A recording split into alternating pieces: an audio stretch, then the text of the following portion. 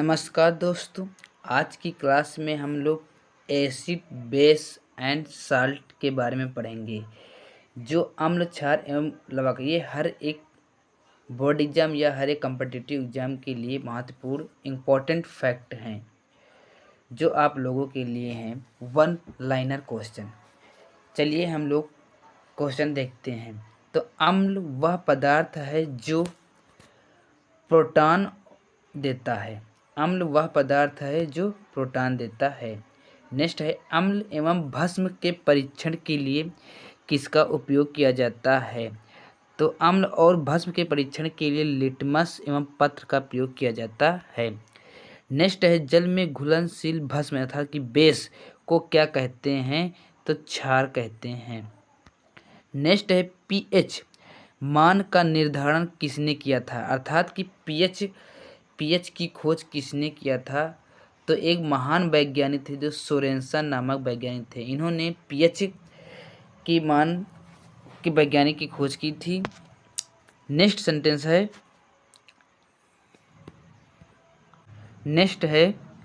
सभी अम्ल जल में घुलकर क्या प्रदान करते हैं। तो H+ आयन, यानी कि सभी अम्ल जो है जल में घुलकर H+ आयन प्रदान करते हैं। चलिए नेक्स्ट स्लाइड देखते हैं। नेक्स्ट स्लाइड है भस्म, यानी भस्मों का स्वाद। भस्मों का स्वाद कैसा होता है।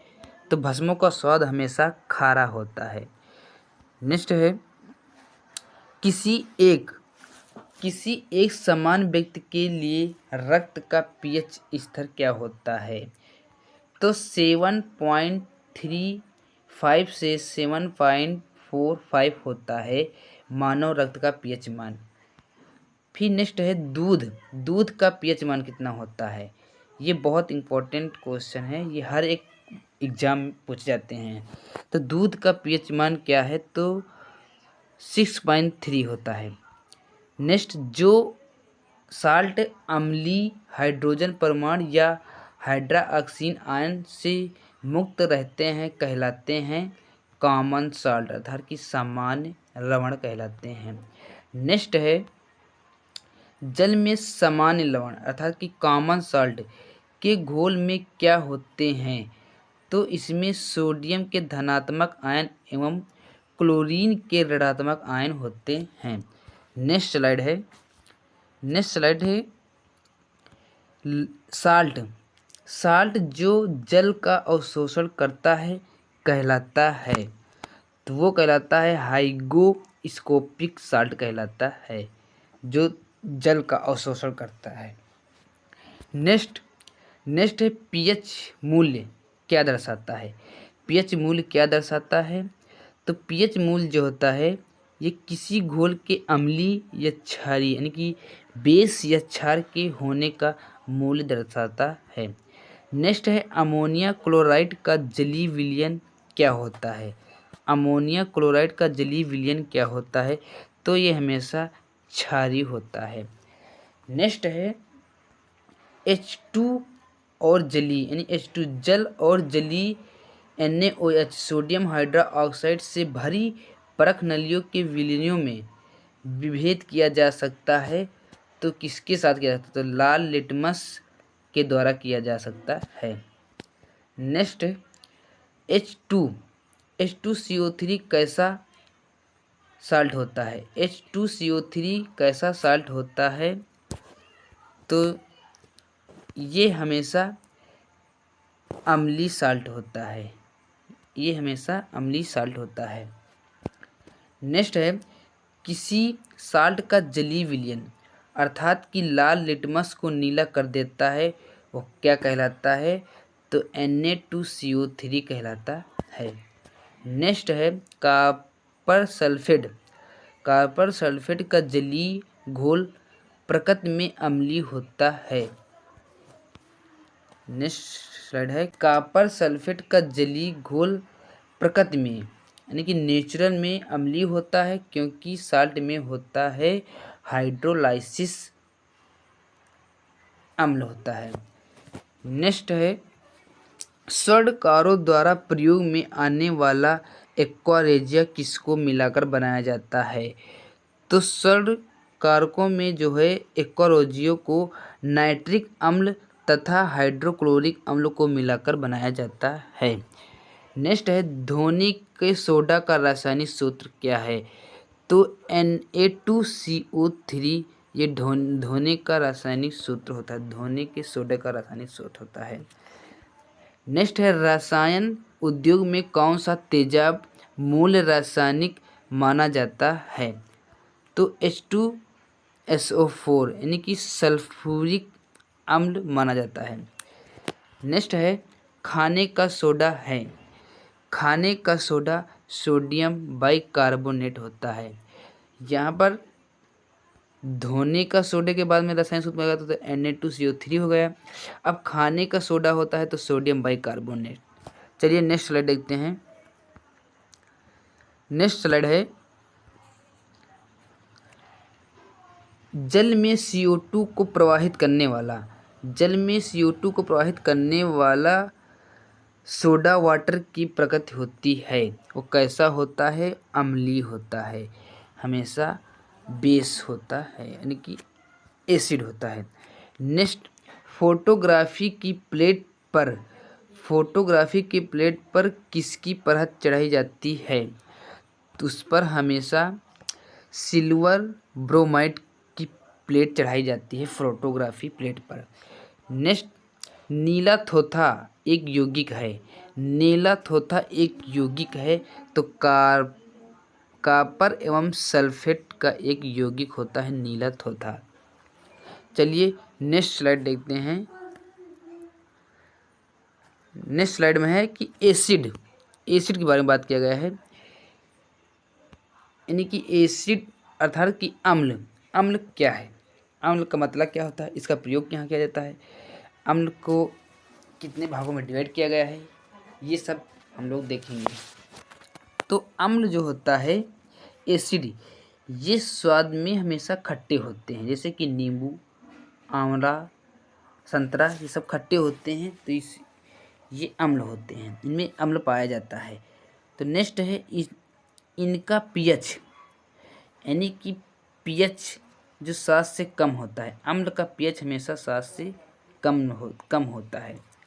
तो पीएच का फुल फॉर्म होता है पावर ऑफ हाइड्रोजन, ये 7 से कम होता है। नेक्स्ट है इसमें अनिवार्य रूप से हाइड्रोजन उपस्थित रहता है। ये धातु से अभिक्रिया करके हाइड्रोजन गैस निकालती है, जैसे कि आप लोग देख सकते हैं जिंक यानी कि Zn+H2SO4 यानी कि हाइड्रोजन सल्फ्यूरिक के साथ अभिक्रिया किया है तो जिंक SO4+H2 यानी कि ये गैस के रूप में निकल गया है और जिंक सल्फेट एक तत्व कार्बन बन गया है। नेक्स्ट है अम्ल विद्युत के सुचालक होते हैं। अम्ल जो होते हैं एसिड, ये विद्युत के सुचालक होते हैं। फिर ये मिथाइल ऑरेंज और नीले लिटमस पेपर को लाल कर देते हैं। ये जो अम्ल होते हैं ये मिथाइल और नीले लिटमस पेपर को लाल कर देते हैं। चलिए इसका हम लोग ट्रिक देखते हैं। ट्रिक दिया गया है इसमें कि अनिल के नाम से एक ट्रिक बना है कि आ से होता है अम्ल और नील से होता है नीला और लाल से होता है लाल। अम्ल नीला और लाल होता है, ये एक ट्रिक है जो याद करने के लिए होता है। फिर नेक्स्ट स्लाइड देखते हैं। नेक्स्ट स्लाइड में बताया गया है कि कुछ प्रमुख पदार्थों का पीएच मान, जैसे कि कोई पदार्थ देगा क्या है और इसका पीएच मान क्या होता है, ये बहुत इम्पोर्टेंट है। ये किसी न किसी एग्जाम में इन सभी के पीएच मान पूछे गए हैं। तो चलिए हम लोग देखते हैं एक एक करके। तो नींबू का पीएच मान होता है 2.2, सिरका का पीएच मान होता है 3.0, शराब का पीएच मान होता है 3.2 से 3.9 होता है। नेक्स्ट है टमाटर का पीएच मान 4 होता है। बियर का पीएच मान ये बियर जो होता है इसका पीएच मान 5 होता है। कॉफ़ी 5.5 होता है। मूत्र यानी कि यूरिया का पीएच मान 5.5 से 7.5 होता है। मिल्क जो भी हम लोग पढ़ा है तो हमने बोला था ये बहुत इंपॉर्टेंट है मिल्क, ये हर किसी किसी एग्जाम में जरूर पूछा जाता है। तो इसका 6.3 होता है पीएच मान मिल्क का। नेक्स्ट दिया है कि लार जो हम लोगों के मुंह में जो लार सलाइवा पाया जाता है उसका पीएच मान कितना होता है, तो 6.5 से 7.5 होता है लार का पीएच मान। नेक्स्ट है रक्त का पीएच मान कितना होता है, तो रक्त का पीएच मान हमेशा 7.4 होता है। यानी कि कहीं कहीं पे 7.3 से 7.4 दे रखता है, तो इससे आप लोग याद रखना कि लास्ट में जो होता है 7.4 से ज़्यादा नहीं होता है, बाकी इससे नीचे हो सकता है। ये हमेशा अम्ल होते हैं। चलिए नेक्स्ट स्लाइड देखते हैं। नेक्स्ट स्लाइड में कुछ पीएच मान और दिए रखे गए हैं जो हम लोग देखेंगे कि पीएच मान और विलयन की प्राकृतिक यानी पदार्थ और पीएच मान। तो अम्ल जो प्रबल अम्ल होते हैं इनका जो पीएच मान होता है 0.35 से सांद्र यानी HCl पदार्थ होता है कोई, इसका प्रबल अम्ल होता है, इसका पीएच मान होता है। फिर दुर्बल विलयन का पीएच मान कितना होता है 3.5 से 7 के बीच होता है। इसका पदार्थ कोई नहीं होता है, नॉट पदार्थ, यानी यहाँ पर कुछ भी नहीं होगा। नेक्स्ट है उदासीन जो विलयन होता है ये 7 के बराबर होता है, हमेशा ये 7 के ही होता है उदासीन। इसका जो पदार्थ होता है ये आसुत जल का बना होता है पदार्थ। नेक्स्ट है दुर्बल क्षार जो विलयन की प्राकृतिक जो दुर्बल क्षार होते हैं ये 7 से अधिक होते हैं, यानी कि 7 से अधिक होते हैं जो दुर्बल होते हैं, और जो 7 से कम होते हैं वो अम्लीय होते हैं, और 7 से अधिक दुर्बल। तो नेक्स्ट में बताया गया है कि प्रबल क्षार यानी कुछ प्रबल क्षार कौन कौन से होते हैं। प्रबल क्षार जो होते हैं सोडियम हाइड्रोक्साइड, यानी कि जिसका जो पदार्थ होता है NaOH सोडियम हाइड्रोक्साइड, इसका जो पीएच मान होता है 10.5 या अधिक होता है प्रबल क्षार सोडियम हाइड्रोक्साइड का। नेक्स्ट स्लाइड में कुछ बहुत इम्पोर्टेंट प्राकृतिक अम्ल और उसके स्रोत दे रखे गए हैं जो बहुत इम्पोर्टेंट है।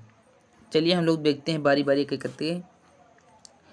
तो अम्ल और स्रोत, फर्स्ट दिया गया है कि एसिटिक अम्ल का स्रोत क्या होता है, ये कहाँ पाया जाता है, किसमें पाया जाता है।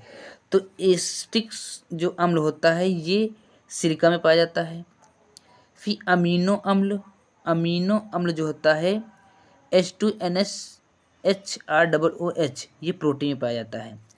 3 है फॉर्मिक अम्ल जो होता है HCOOH ये लाल चींटी यानी मधुमक्खी के डंक में पाया जाता है। फॉर्मिक अम्ल जो होता है ये लाल चींटी और मधुमक्खी के डंक में पाया जाता है, बहुत इंपॉर्टेंट है ये फॉर्मिक अम्ल, बहुत इंपॉर्टेंट है, किसी न किसी एग्जाम में ये पूछा गया है। नेक्स्ट है ऑक्जेलिक अम्ल जो है टमाटर पालक पाया जाता है। ऑक्जेलिक अम्ल टमाटर और पालक पाया जाता है। C2H2O4 ऑक्जेलिक अम्ल होता है। 5 नंबर है हाइड्रोक्लोरिक अम्ल यानी HCl जो होता है मनुष्य के उदर में पाया जाता है। फिर नेक्स्ट 6 है ग्लूमेटिक अम्ल यानी C5H9NO4 ये गेहूँ पाया जाता है। ग्लूमेटिक अम्ल जो होता है गेहूं में पाया जाता है। 7 नंबर है टार्ट्रिक अम्ल C4H6O6, तो टार्ट्रिक अम्ल जो होता है इमली अंगूर इत्यादि में पाए जाते हैं। नेक्स्ट है 8 नंबर मौलिक यानी कि मैलिक अम्ल जो ये कच्चे फल, सेब इत्यादि में पाए जाते हैं मैलिक अम्ल। 9 नंबर है लैक्टिक अम्ल, ये दूध में पाया जाता है, बहुत इंपॉर्टेंट है ये भी। लैक्टिक अम्ल में कौन सा स्रोत होता है, तो वो होता है दूध यानी कि मिल्क। फिर नेक्स्ट है लैक्टिक अम्ल में हो गया। फिर 10 नंबर है, 10 नंबर बताया गया बेंजोइक अम्ल यानी कि C6H5CO, बेंजोइक अम्ल, ये हरी घास, पत्तियां आदि में पाया जाता है। 11 नंबर है कार्बोनिक अम्ल H2CO3 यानी कि सोडा वाटर में पाया जाता है। ये स्रोत हैं कार्बोनिक अम्ल, सोडा वाटर में पाया जाता है। 12 नंबर है सेट्रिक अम्ल, इनकी एस्टिक अम्ल या सिट्रिक अम्ल उसे कहते हैं। ये C6H8O7, ये नींबू एवं नारंगी में पाया जाता है, बहुत इंपॉर्टेंट ये भी। सेट्रिक अम्ल जो होता है किस में पाया जाता है, कहाँ पाया जाता है, ये नींबू एवं नारंगी में पाया जाता है। ओके फ्रेंड, वीडियो अच्छी लगी हो तो लाइक कर देना और अपने दोस्तों के पास शेयर कर देना। बाकी इसी प्रकार के वीडियो वन लाइनर हम लाते रहेंगे। वीडियो को सब्सक्राइब जरूर कर देना। ओके फ्रेंड, बाकी हम नेक्स्ट वीडियो में मिलते हैं। ओके।